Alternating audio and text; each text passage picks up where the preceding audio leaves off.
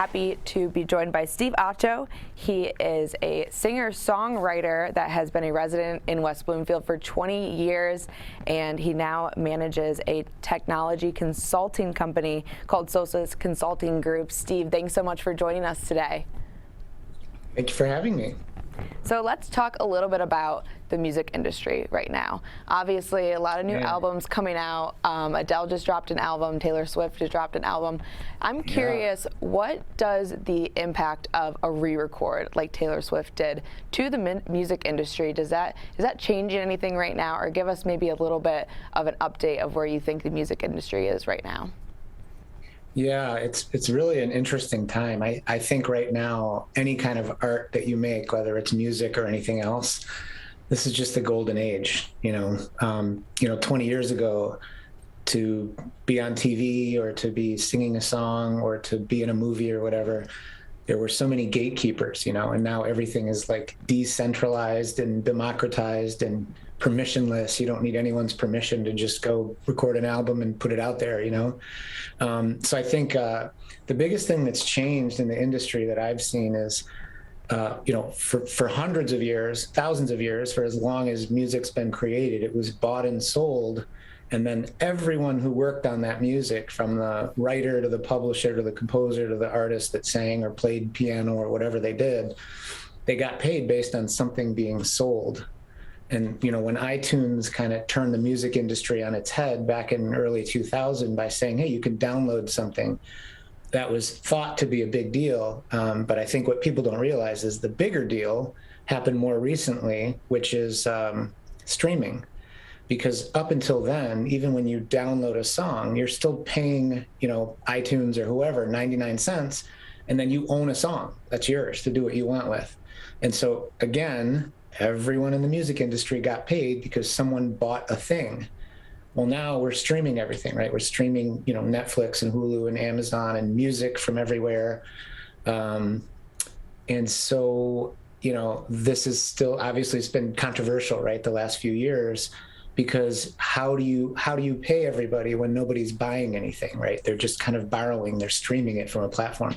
So it's changed so much. And, like a lot of people in the music business, I make a majority of my money on Spotify, and Spotify famously pays a very small portion of a penny every time you stream my song. So it's not really until you get into the millions that you start actually making some money on it. So, God, the industry's changed so much, And then your music has been sold and streamed over 50 million times. So you are very successful in the music industry there, as well as on the business side in consulting. Do you have any advice for either someone who is new, a young professional looking to get into the music industry, or any industry really in that matter? Yeah, for sure. I think, like I said, it's the golden age for creators. And I think because we don't need any gatekeepers and we can just try things and do things, my best advice for young people, this doesn't have to be, involving music or the arts or anything. But I think it's just, if you're interested in something, if you're passionate about something, if you want to learn something, just go do it. You don't even need to go to college to learn how to code, right? You could just create an app because you're interested in it. You can go learn how to create an app for free. You can go build it for your neighbor's business or for a local charity. So, that's what's great about right now is you don't need permission. You don't need a bunch of money. You can just do the things that you're interested in. And I think overall, in terms of a career, it doesn't matter what we do or what we sell, whether we're employee or self-employed or an artist. The ability really to make money, to earn an income, is really predicated on having skills that are rare and valuable. So whatever it is that you're interested in, you'll make more money if what you're interested in isn't as prevalent, right, in the market, just supply and demand. And as long as you're doing something of value, right, then you can stack skills on top of one another and be the only one that does this and has the skill, right? So I think just like follow your passion and follow your skills, but then actually do something with them and try things. You get to iterate now almost for free, which is fairly new in human history. Yeah, and then you talked about those skills that are rare and valuable. You learn Japanese, and I believe that you're fluent now in Japanese. Yeah. Can you tell us a little bit about that process of learning a new language? And then do you think it's valuable for someone either in business, in consulting, or even in the music industry to learn a new language? Yeah, absolutely. Yeah, actually, I combined those both. I was on a Japanese TV show that's kind of their version of American Idol, that's been on for 40 years and has tens of millions of viewers, and sang a couple songs in Japanese. So that was fun. But I started learning Japanese when I was in high school, and just continued it in college, and was a translator and interpreter, and got into business.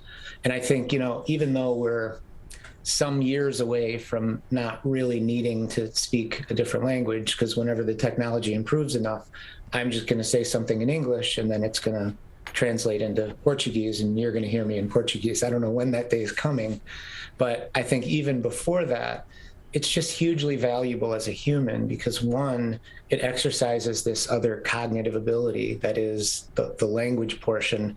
And it gives you so much perspective to understand another language. I mean, first of all, if English isn't someone's first language, it's anything that's not your first language. It's really hard to articulate all of your thoughts well. So if you can understand another person's language, you really get to know that culture and each person much better. And there's also concepts that we don't think of if we only speak one language, because as soon as you learn these concepts and you hear them and they're kind of attached to the culture, and someone says, what does that mean in English? And you actually have to think, I don't think there's a word for that. So you have this perspective almost that other people wouldn't have that only speak one language. So I think it's really important endeavor. And with the holiday season coming up, Steve, I don't know if you're doing any songwriting or singing with any special events, but would you tell us a little bit about what you're up to and if singing is part of those plans for the holidays?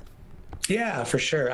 Because of the pandemic, the last year and a half, I haven't done very much live singing. I did a live remote concert last year. That was a lot of fun, but I don't have any plans to do any performing. As it is today, Michigan is the worst in the country still with COVID. So I'm being a little careful to not be in crowds and stuff. But I do have a Christmas album that's been out for a few years, and I always donate all of the money that comes in to feed the needy in the area. So anyone that goes on Spotify or wherever you listen to music and go to the Steve Acho Christmas album, just know that if you stream that or download it or whatever you do, that money is going to feed people. I wrote a silly song last year called Quarantini Christmas that got a lot of attention, and I was on a couple TV channels just because it was silly, and I think people still need that. So probably do another push of that song because we seem to be back in the same kind of quarantine position that we were a year ago. So I think it's still relevant. Well, thank you so much for joining us this morning, Steve. Thanks for having me.